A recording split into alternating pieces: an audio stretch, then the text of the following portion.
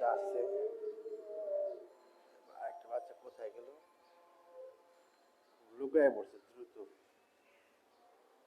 এই যে ও হাগু করা শিখে গেছে, হাঁটতেছে। টয়লেটে এটাকে বাসায় রাখা যাবে, বাসায় নষ্ট করতেছে না তো, নিশ্চয়ই দেখা দেখি ওটাই করবে। পুরো জিনিসটা দেখায় কিভাবে পা দিয়ে জায়গাটাকে ঢাকবার চেষ্টা করবে। এটাকে ন্যাচারাল প্রসেস, পা দিয়ে ঢেকে এটাও শিখে দিচ্ছে।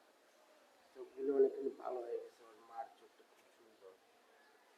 ওর মার সাথে ও আইসে কি করে এরকম ন্যাচারাল ভাবে।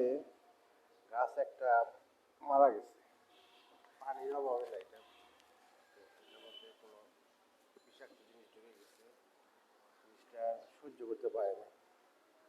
বিষাক্ত জিনিস মানুষের জন্য খারাপ, প্রাণীর জন্য খারাপ। এটার মধ্যেও একটু বিষাক্ত জিনিস, যেহেতু এর কাপড় টাপড় ধোয়ে সাবান টাবান একটু অনেক বেশি পড়ে গেছে।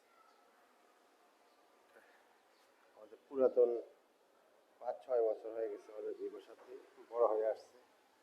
ওই যে দুইটা বিড়াল সাইডে এরকম হাগু করলো দেখলাম, এটাও ঢেকে দিচ্ছে, যাতে স্কুলগুলি আর দেখানোর দরকার নেই।